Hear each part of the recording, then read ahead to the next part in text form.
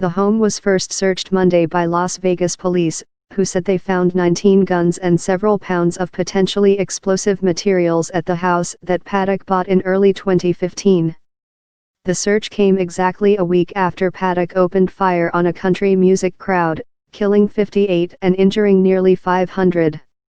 One of them said he hurried from police headquarters to the Mandalay Bay in cowboy boots and ditched them before ascending to the 32nd floor in search of the gunman.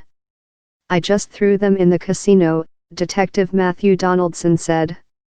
"That was slowing me down. I was faster barefoot, and I was gonna be more effective barefoot." The officers said they heard reports of gunmen on both the 29th and 32nd floor, "So, we're thinking multiple shooters at this point," Sergeant Joshua Bitsko said. They zeroed in on the 32nd floor after Paddock unleashed about 200 rounds at a security guard outside his door. When they got to the stairwell door on that floor near Paddock's room, they found he had taken special measures to slow them down. He had screwed shut the door with a piece of metal and some screws, Bitsko said. "'Cause he knew we'd be coming out that door to gain entry into his door. So he tried to barricade it as best he could. But another officer had a pry bar and was able to easily pop it open," Bitsko said.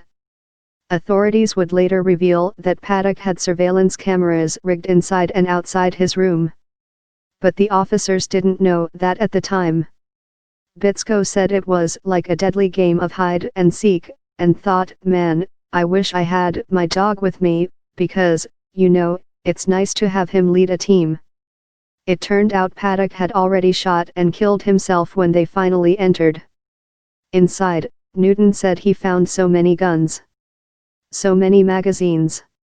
Stacks and stacks of magazines everywhere. Just in suitcases all neatly stacked against pillars, around the room, all stacked up, rifles placed all throughout. All kinds of monitors and electrical equipment he had in there. It just looked like almost a gun store. Also Sunday, authorities began returning the baby strollers, shoes, phones, backpacks and purses that have been strewn for days across the huge crime scene that a week ago was home to 22,000 country music fans at the Route 91 Harvest Festival. Federal agents have spent the week collecting evidence amid the thousands of items that were abandoned in panic, some of them stained with blood. "Whatever was dropped when people started running, those items we're collecting and we're going to provide back," Paul Flood, unit chief in the FBI's Victim Services Division said at a news conference. "The items have been catalogued with detailed descriptions, and some have been cleaned of things including blood. They are now being returned to people at the Las Vegas Convention Center, starting with a few sections of the concert scene and expanding to others at a time to be announced later." Las Vegas hotel and gambling magnate Steve Wynn, who owns casinos that Paddock gambled in but not the Mandalay Bay, said Sunday that his hotels have undertaken special security measures in recent years to identify potentially dangerous guests. Those measures include using magnetometers to detect significant amounts of metal and training housekeeping staff to report suspicious actions like a "Do Not Disturb" sign remaining on a door for extended periods.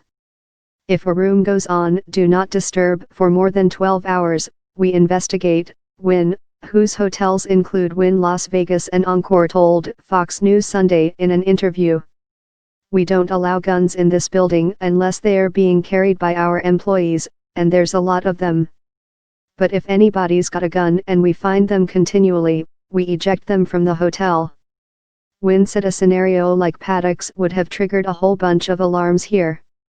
"And we would have, on behalf of the guests, of course, investigated for safety, and it would have been a provocative situation." Wynn said that under a counterterrorism plan put in place in 2015, "We profile or inspect or examine everybody that enters the building." Late Sunday night, when exactly a week has passed since the shooting, casino marquees and other lights on the Las Vegas Strip will go dark for about 10 minutes to pay tribute to the victims who spent that much time under fire. Associated Press writers Michael Balsamo in Las Vegas and Andrew Dalton in Los Angeles contributed to this report.